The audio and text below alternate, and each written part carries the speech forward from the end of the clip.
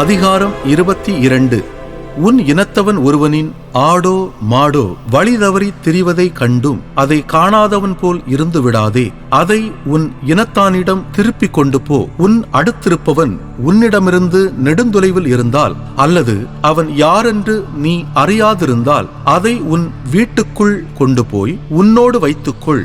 உனக்கு அடுத்திருப்பவன் அதை தேடி வரும்பொழுது அதை அவனிடம் திரும்ப கொடுத்துவிடு. உனக்கு அடுத்திருப்பவனிடமிருந்து காணாமல் போன கழுதை, ஆடை அல்லது வேறு எந்த பொருளாயிருப்பினும் அவ்விதமே செய். நீ அவற்றை கண்டும் காணாதவன் போல் இருந்து விடாதே. உனக்கு அடுத்திருப்பவனின் கழுதையோ மாடோ வழியில் விழுந்து கிடப்பதை கண்டும் காணாதவன் போல் இருந்து விடாதே. அதை தூக்கிவிட அவனுக்கு உதவி செய். ஆண்களின் ஆடைகளை பெண்கள் அணியலாகாது, பெண்களின் உடைகளை ஆண்கள் உடுத்தலாகாது.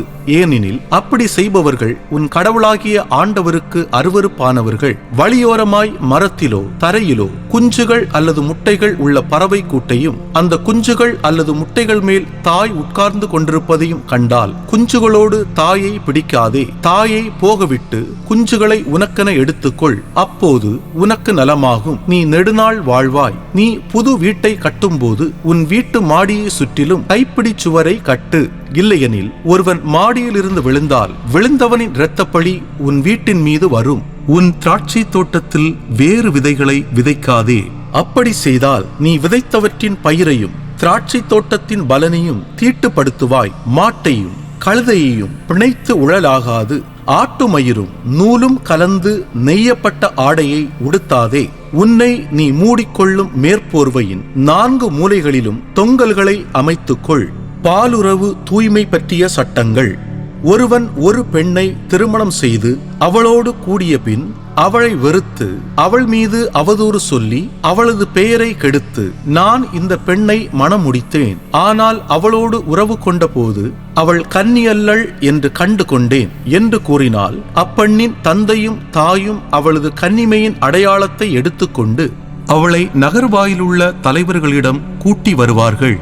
அப்போது அந்த பெண்ணின் தந்தை தலைவர்களிடம், என் மகளை இந்த மனிதனுக்கு மனைவியாக கொடுத்தேன், அவனோ அவளை வெறுக்கிறான். அத்தோடு உன் மகளிடம் கன்னிமையை காணவில்லை என்று கூறி அவளை பற்றி அவதூறு சொல்லுகிறான். இதோ என் மகளின் கன்னிமைக்கான சான்று என்று சொல்லுவான். பின்பு அவர்கள் நகர் தலைவர்களின் முன்னிலையில் அந்த துணியை விரிப்பார்கள்.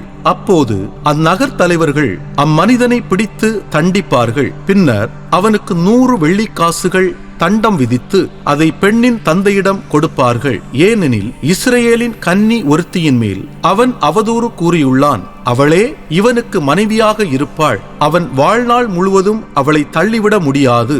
ஆனால் அப்பெண்ணிடம் கன்னிமை காணப்படவில்லை என்பது உண்மையானால் அந்த பெண்ணை அவள் தந்தையின் வீட்டு வாயிலுக்கு வெளியே கொண்டு வந்து அவளது நகரின் மனிதர் அவளை கல்லால் எறிவர். அவளும் சாவாள்.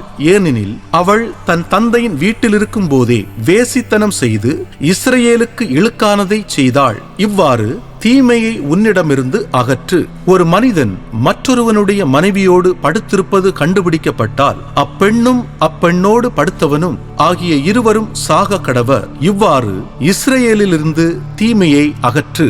மணமாகியும் கன்னிமை கழியாத ஒருத்தியை நகரில் ஒருவன் சந்தித்து அவளோடு உறவு கொண்டால் அவர்கள் இருவரையும் நகர் வாயிலுக்கு கொண்டு போய் கல்லால் எறிந்து கொல்லுங்கள். அவள் நகரில் இருந்தும் உதவிக்காக கூக்குரல் இடாததாலும் அவன் மற்றொருவனின் மனைவியை கெடுத்ததாலும் அவர்கள் சாக கடவர்கள். இவ்வாறு உன்னிடமிருந்து தீமையை அகற்று. ஆனால் மணமாகியும் கன்னிமை கழியாத ஒருத்தியை வயல்வெளியில் ஒருவன் கண்டு அவளை வலுக்கட்டாயமாய் பிடித்து அவளோடு உறவு கொண்டால் அவளோடு உறவு கொண்ட அம்மனிதன் மட்டுமே சாக வேண்டும். அந்த பெண்ணுக்கு ஒரு தீங்கும் செய்ய வேண்டாம். சாவுக்கு ஏதுவான பாவம் எதுவும் அவள் செய்யவில்லை. தனக்கு அடுத்திருப்பவனை ஒருவன் தாக்கி அவனை கொல்வது போலத்தான் இதுவும். ஏனெனில் அவன் அவளை வயல்வெளியில் மேற்கொண்டான். மணமாகியும் கன்னிமை கழியாத அவள் கூக்குரலிட்டும் அவளை காப்பாற்ற எவருமில்லை. மணமாகாத ஒரு கன்னி பெண்ணை ஒருவன் கண்டு அவளை வலுக்கட்டாயமாக பிடித்து அவளோடு உறவு கொண்டது கண்டுபிடிக்கப்பட்டால் அப்பெண்ணின் தந்தைக்கு அவளோடு உறவு கொண்டவன் 50 வெள்ளிக்காசுகளை தர வேண்டும். அவன் அவளை கெடுத்து விட்டதால் அவளை மனைவியாக்கி கொள்ள வேண்டும். அவன் வாழ்நாள் முழுவதும் அவளை மனமுறிவு செய்ய முடியாது. எவனும் தன் தந்தையின் மனைவியோடு கூடலாகாது. தன் தந்தையின் படுக்கையை இழிவுபடுத்தலாகாது.